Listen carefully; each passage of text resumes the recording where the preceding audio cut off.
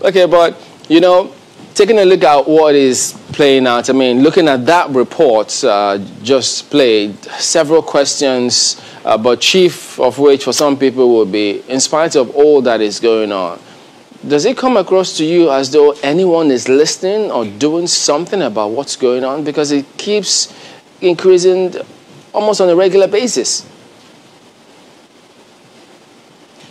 Well, thank you very much, Chamberlain. It comes to me as the system is being overwhelmed, unfortunately. And I think that report is very saddening because to hear citizens basically resigning to their fate in their own country, basically expecting death coming to them anytime, it's very unfortunate.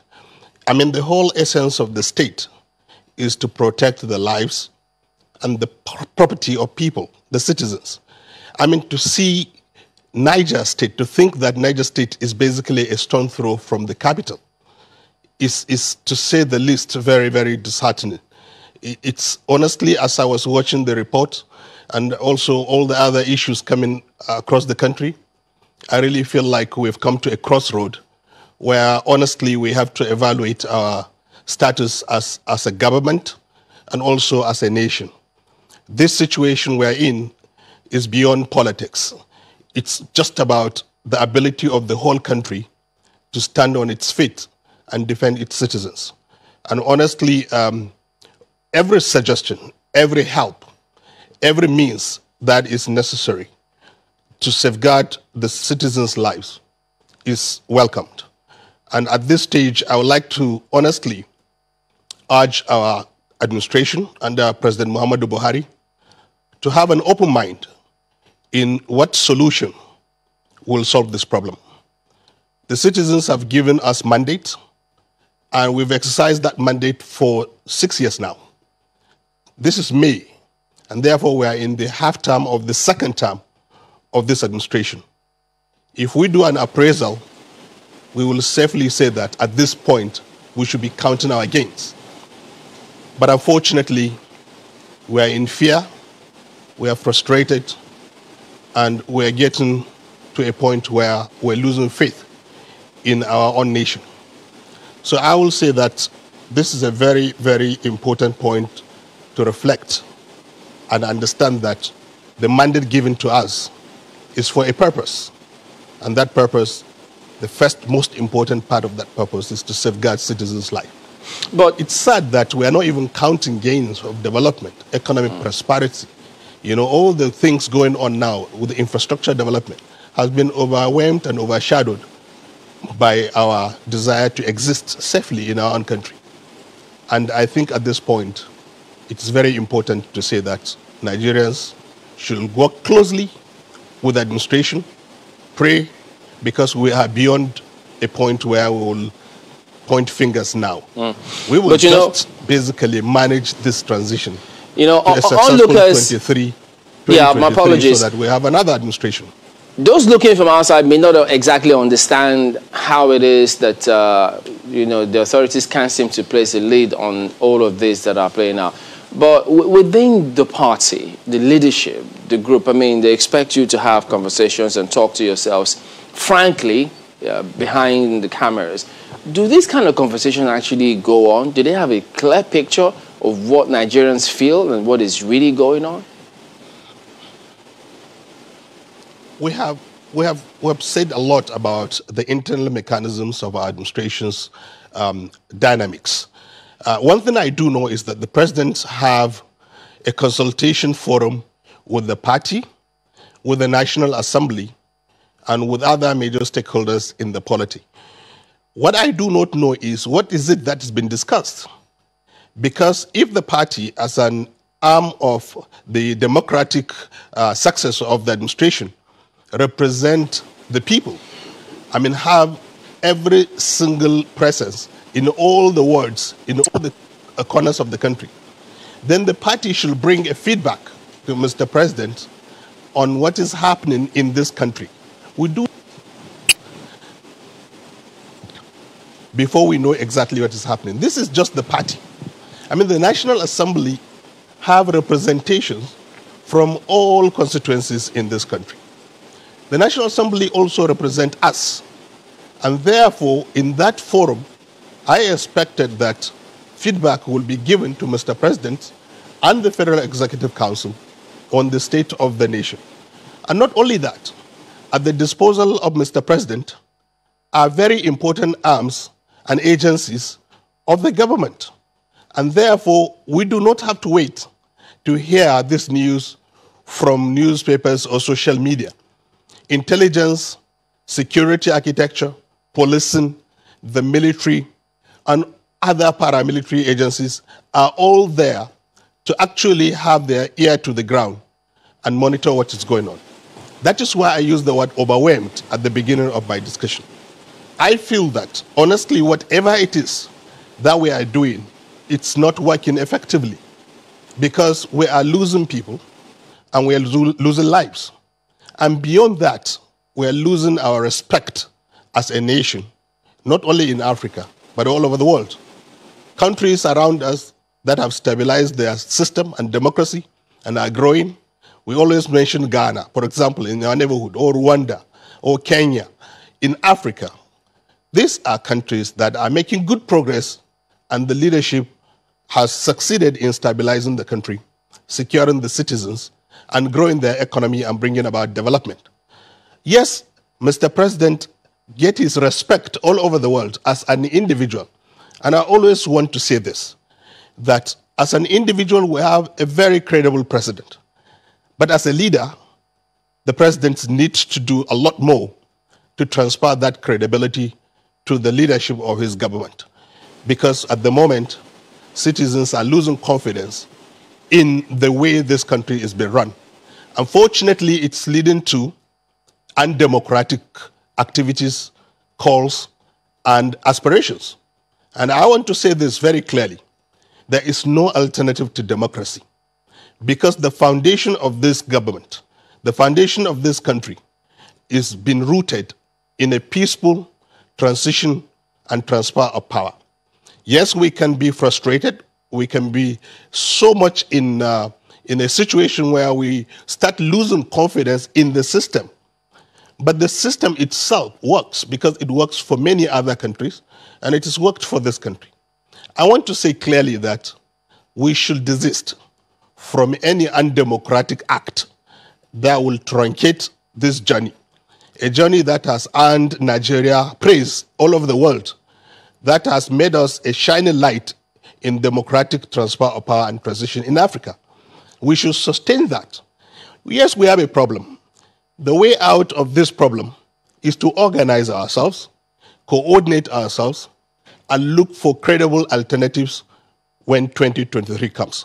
But before then, we need to put our heads together to help Mr. President and this administration to solve this very, very myriad of problems.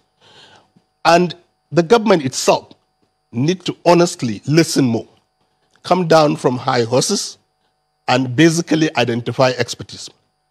Every single challenge in human life have a solution. The problem is who provide that solution and who think he has that solution. Expertise everywhere in the world is what solves problem. I think it is important that Mr. President identify expertise, not only within the security, but within the social framework and the architecture of government to help basically provide relief to citizens. This insecurity is multidimensional.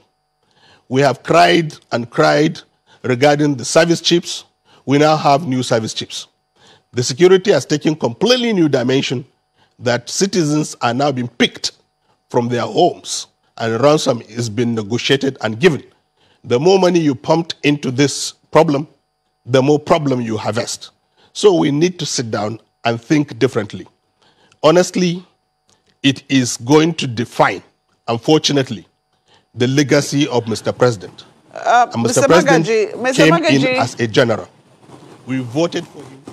If you can hear me, Mr. Magaji, two things I'd like you to quickly address here.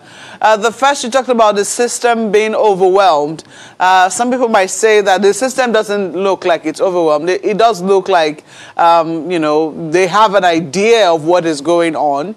And then the second about getting, you know, more people to profile solutions. Just a few days ago, we saw the People's Democratic Party saying, oh, we're shelving politics. We understand that this threat is existential and we would like to shelve politics and we would like to sit at a table and see how it is that we can come up with solutions. That doesn't seem to have been received very well. But let me quickly give an instance of where a part of the system keeps warning people who wish to create anarchy or who want to create anarchy in the system. The DSS recently released a statement saying they will no longer tolerate those whose aim was to throw the country into anarchy. They affirmed their unambiguous support to an indivisible, indissoluble, and united Nigerian state in accordance with the provisions of the Constitution. Should we really be getting threats like this or warnings like this at this stage? Or should we be seeing action? What are your thoughts on that? Well, I think the DSS are doing their job. They're supposed to safeguard the system. But the problem is DSS should reflect on what is the cause of these agitations. I mean, we're in a political democracy. When DSS issued a warning is because people are agitating for something. The question is why and what is that something? At the moment, like you have rightly said, I am very glad that both organizations that represent ethnic nationalities or religious bodies and even the opposition politics, political parties have come out to say that, look, our suggestion is intentionally made as stakeholders. Is not meant to adopt an undemocratic means of truncating power or this process. And that has been made clear, which means we are now back to the suggestion of putting our heads together to get to the solution. When DSS said that we will not tolerate any act of anarchy, it's true that anarchy is not good for the country. But what they are not actually recognizing is what are the causative and elements that resulted in people going to these extreme views that are basically broaching on the sovereignty of the states, on the integrity of governance, and also on the existence of our party in power. We should honestly work very closely with representatives of people, like I said, the National Assembly, the Executive Council, and the architecture of security to address a very serious issue. My fear is simple. The more we push back on the desire of people to live peacefully in their own country, the more we get reaction. I mean, in engineering, we always say action and reaction are equal and opposite. But in politics, it could be opposite, but it doesn't come equally. It can come in a different and more magnitude. So I will say that, honestly, we need to face the social problems first before we deploy the forces and the warnings. The social problems is very simple. We are here talking about just our existence in a country that is ours. Just our survival in a country that is ours. Just our peace. Just our environment to do business, to cater for our family. Are we asking for too much? Is the country demanding too much from leaders we have elected? We need to be accountable to the citizens. We need to have responsibility. The whole essence of this foundation is the Constitution. The Constitution guarantees basic right to citizens, and citizens are asking for that right. So therefore, I think the pushback should be carefully looked at so that we don't push people off the grid and then we get into the same anarchy we are trying to prevent. Mr. Magaji, one of the things that you have said indicates quite a number of interventions that need to be deployed. But you cited some things that suggested perhaps political solutions. Now, you are not unaware, Maopo mentioned it a little earlier, that a particular section of the political class have been talking about also coming together to have conversations. The problem for me is not coming together. The problem is the process. How do we engage ourselves if we can't find a way to have these kinds of conversations? Let's even begin from there. There is the National Assembly, and then there are people who are, and it's, of course, a good number of, at least the APC and the PDP are dominant parties in the National Assembly. Do you see a role, a political role for the National Assembly in stemming this tide? This is a very important discussion, because at the root of most of the problems we are facing, or we always go back to it, is when we are challenged as a nation, we tend to resurface in agitation for a different political structure and solution. I am honestly convinced that this country needs to be looked at again. The structure of the country is designed in such a way that we accuse each other and no one is better off. And I think, like you rightly pointed out, the question is, what is the constitutional process that can lead us to amicably and peaceably sit down and tell ourselves the honest truth? And the honest truth to me is simple, that we can accuse each other, we can point fingers. The question is, who is actually better off? I'm a northerner, I'm from Kano State, and I have been accused by colleagues and brothers in a very civil political discussion of dominating the polity, dominating the economy, and dominating the security. So I ask the question, if I dominate the polity, I have the president. Yes, I have the executive council and appointees that are constitutional, just like every other state.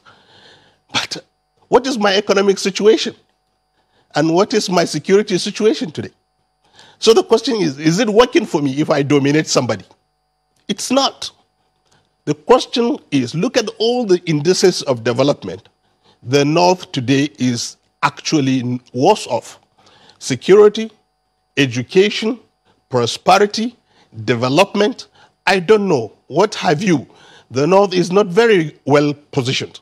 In fact, other parts of the country that have been pushed off in opposition space have managed to organize themselves into a survival mode and come up with a credible economic and development model. So I will say to you that, look, I think this country needs to be reviewed, and I think need to be fairly and equitably structured. I've always advocated for what I call development federalism. Development federalism, in my view, is a consensus by the 6 regions and Abuja to create a development template over time and devolve power gradually to the regions and to the states. The truth of the matter is, we all need to go back to our states. If all the states are working, the federation will be working, because development is not in isolation. Everywhere you go, it's either a local government or the state. So if you devolve power to the local government and to the states, and then create an economic investment template in the form of development federalism, which basically bring the potential of South-South to be an oil and gas hub in Africa, we will stop importing petroleum products. We will stop importing things that we should be exporting, and we will become net exporters of that product. The Southeast, we all know, are very ingenious people with technology, manufacturing, and trading. Please, let us invest heavily. Let us leverage on our resources to and raise the capital to invest heavily in manufacturing so that we don't import things from India. We don't import things from China. We import and we produce these things we need for agriculture and for our transportation and other industrial machinery in the East. It's doable. I've been to Newi. I've been to the industrial hub of Aba. I have seen what the East can do. We will be proud to say, made in Aba, produced in Aba, made in Nigeria. And we will all be proud citizens. And the economy of the East will be a net contributor to the center. The same thing with the Southwest. Southwest dominantly is a manufacturing and marine economy. Singapore is exactly like that. And therefore, if we develop the marine economy, the ports, and the manufacturing base of the Southwest, we will be net exporters of goods and services and service providers in marine. And therefore, the Southwest economy will become net contributor. If you take the 3 regions of the North, Central, East, and West, and you take the 3 countries of Cambodia, Thailand, and Vietnam, our economy is almost the same thing. So, and these countries are booming individually. If you invest today in these regions, in agriculture, agro-processing and organized market with the standards for export, standard for feeding Africa. We're even lucky that the African Continental Free Trade Agreement is in effect. We have the whole of African market to ourselves and the world. We will be one of the richest regional zones in Nigeria. Therefore, the North will now become net contributor to the center. And Abuja can maintain our sovereignty, can maintain our identity, can maintain our defense, can maintain our currency, and we raise the flag. Now I am saying honestly, the structure of this country is not working. I don't want to be accused even when I am suffering.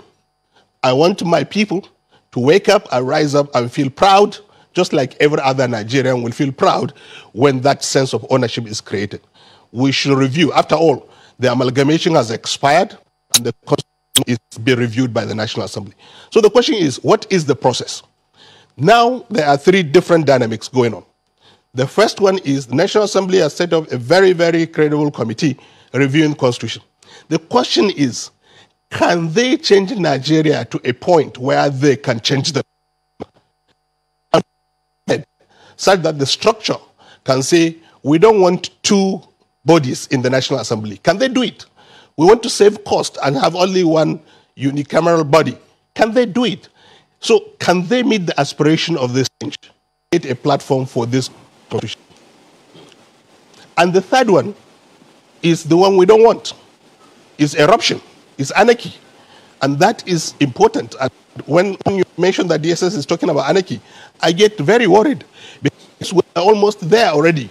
That citizens are advocating for change in an undemocratic way is not where we want to be. So the government of today should actually honestly review its position, and the National Assembly, as I said, with the political parties, both PDP and APC as the major parties and other parties, to sit down and say, how do we do this peacefully? We all love each other. We all are Nigerians. We all respect each other. At individual level, we all have friends across the whole country. And honestly, everybody wants to have a giant, functional, proud country called Nigeria in Africa. Not only Nigerians, the whole black are looking up to us to provide leadership.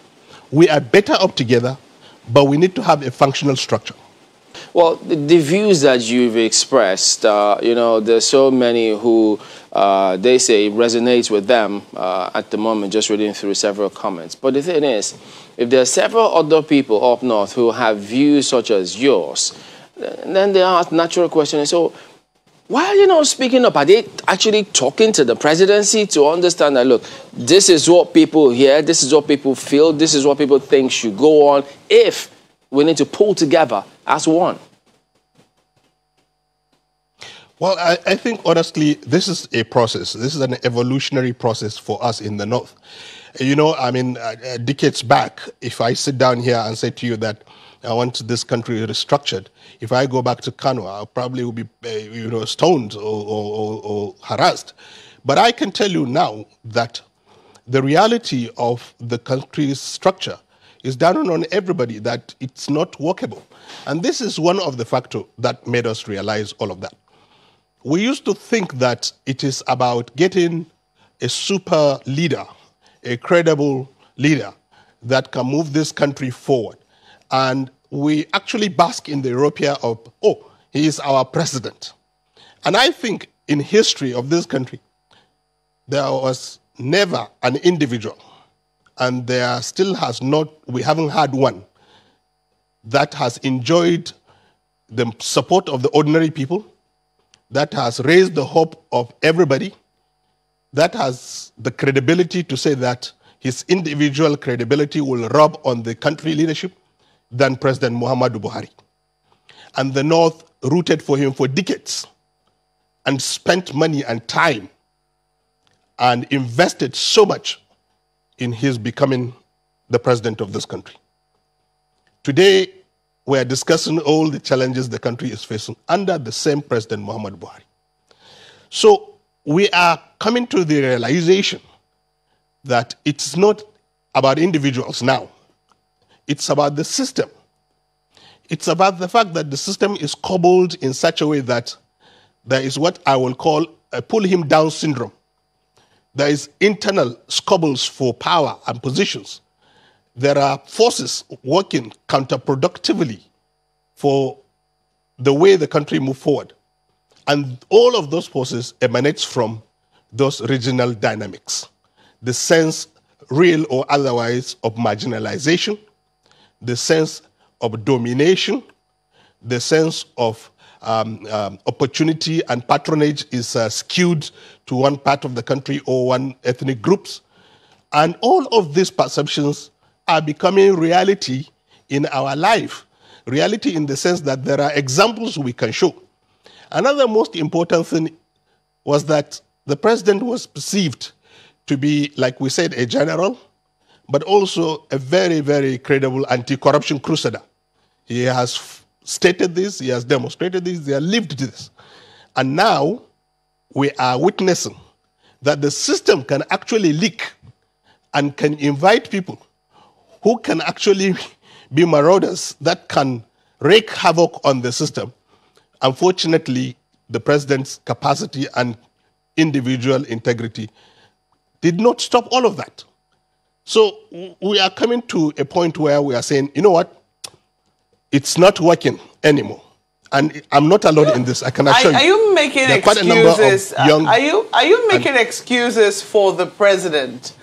Because there's people who will say that he hasn't quite exercised fully the position or the powers that his office bequeaths on him. So, for instance, you talk about agitations. The people who have talked about appointments, for instance, how the appointments the president has made is not reflective of the diversity of the country. I mean, when you look at the ethnic groupings, for instance, that's one. Even women complain about how they have not been sufficiently represented in the president's cabinet. Let's even take the cabinet, or not to now talk of the government in general. So has the president exercised to the full extent the credibility that he brought on board, the powers that his office bestows on him? Have we fully explored that first? The fact that, oftentimes things happen, we don't get to hear consequences. Cabinet reshuffling hasn't exactly taken place. I could see in other administrations, not that they yielded much fruit, but at least it would seem that there was some consequence if there were any reportage for, misdemeanors or questions to be asked about what was going on in ministries, departments, and agencies. Have we seen that yet? I have just said to you that one of our despair is that the president hasn't manifested as the General Muhammadu Buhari we voted for. And therefore, like you rightly observed, Mofe, that he has not applied himself as his attribute, as he was known. In fact, we always joke within the cycle of a young generation that we voted for General Muhammadu Buhari and we have President Muhammadu Buhari. Two very different people. And honestly speaking, you've always highlighted that, cabinet appointments or positions is skewed towards a section of the country and people. I can tell you one thing. We are complaining about that too. What is important is it is skewed towards incompetent people. There are people in this administration that are not capable of managing their space. They are brought. We have a history of this administration. There were days we discussed about cabals running this country. We all knew many, many people came on board during those days and how they came on board. I'm sorry to say that is where the foundation of the problem started. And because this administration, like you rightly pointed out, has not restructured itself, has not purged itself of some of these people, we still live today paying the price of those people's incompetence. It is unfortunate that, honestly, we are suffering. Look, you can say anything you want about that it's our party, it's our government, it's our president. Yes, the KPIs are very clear. The KPIs, after 6 years, we have only 2 more years. Next year, by now, it will be full political storm in this country. Nobody will be talking about the president's and the development agenda. I am telling you, it is time for stock taking. As a party and as a government, I will say that we have lost a golden opportunity to translate those personal attributes of Mr. President of anti-corruption, military experience, and his passion for the poor to lift people out of poverty, to secure the lives of people, and to fight corruption in this country. How widely shared are these sentiments that you express so boldly on television? How widely shared is that within the ranks of the APC? Oh, Mope, I want to tell you that I actually was relieved of my position as Commissioner of Works in Kano because of the same view, and I still stand by them. This country should be ruled democratically. This country should be ruled equitably and justly, and competent people should be brought on board our administration so that we will not be in this situation we are discussing now. And I want to say something very important. As much as we keep talking about what Buhari should do, I want to let especially generations from my age downward know that these gentlemen have been around for 40 years. Nigeria has given them everything. Most of the generations in power today were around 1999. So I will say this very clearly, another bold statement. I'm calling on young political generation, young Nigerians, to find a coordination platform, not to agitate for an anti-democratic changes, but to harness our energy towards a very credible democratic change. We will not and we should not succumb to the political machinations of these generations that has put us in this situation.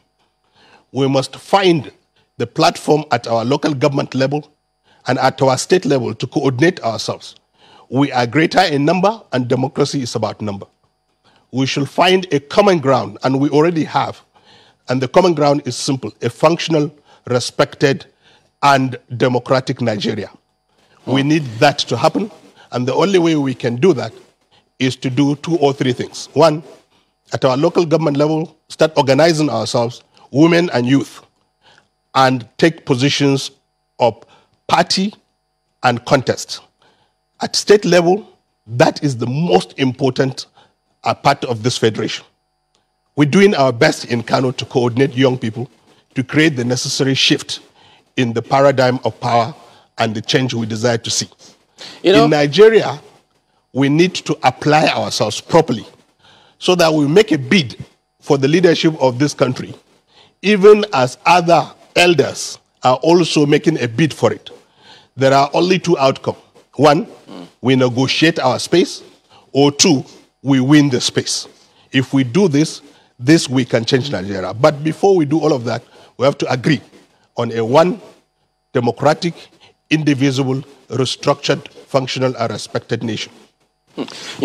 I did ask, Amakwe did ask as well, if there were several other people who share these views, first within your party and up north, cross board perhaps. But, listening to you, I see messages on my phone asking me, am I sure that you're a member of the APC sharing this kind of views? But speak to this school of thought, where some always tout and bandy the impression that insofar as perhaps if a Christian or a Muslim, in this case a Muslim is the president, they think that, people will always agree with whatever is said. And then some other people down thought that, look, you can't have anybody who has this kind of views exist in their numbers up north. And some others think that, actually, from what you have said, it does suggest that it may not necessarily take a lot to get people on the same page in this country, because there are mindsets across different parts of the country, even across religion, that they can actually sit on the same table and work together and pull the country in one direction. Do you think that that can actually happen, especially in the light of all the agitations we see today? Yes, I am very positive that a lot of people, both in the north and in the south, are looking for a better Nigeria. What is happening, however, is that a group of very few Nigerians that have evolved over time and mainly product of military transition have hijacked the political and economic space of the country. And they have carefully designed a process of elimination and isolation for any credible, competent Nigerian that want to participate in contributing to this country's development. And I am not joking about this. I know many professionals that have volunteered in 2015 that came from abroad, diaspora Nigerians, to contribute selflessly to the change that we voted for, so that this country will be a better place and respected all over the world. They are witness to the comments, to the treatment, and to the situation Nigeria is subjected to outside, and therefore they are all frustrated and wanting to come and make a change. But I can tell you, unfortunately, as the transition unfolds, we had three dynamics. We had the president, whom we voted for, gave mandate to, and we have the party and the people, the ordinary people. The social contract was between the ordinary people and Mr. President. The first time in Nigerian history that actually people voted and their vote counted was when President Muhammadu Buhari came into power in 2015. And that social contract was tempered with the insertion of people we do not know on campaign trail, we do not know in the party, we do not know with Muhammadu Buhari in his cycle of aspiration to become president. And once that came, the power shifted. And therefore, special interest and vested interest grew in our system. That resulted in isolation and elimination of ordinary people consigned to the sufferings of so many harsh policies, and party stalwarts who have worked very hard to ensure this president became president. And also inviting people who were basically non-existent on the campaign trail and whose background and history was known to be the architects and the designers of this country's problem back into our system. So I am saying that the president has become president. His legacy will be written. He has a golden opportunity, 2 more years, to do the needful. I think I have stopped advising because honestly, I think he knows what to do after 6 years in power. And I will just pray for him that he succeed in solving this security problem, turning around the economy, and bringing about respect and development to this country as a giant of Africa. I will pray for the president. But beyond praying for him, I am asking for a very serious affirmative action by our generation to map a political path for a better Nigeria in a structured manner and in a democratic manner.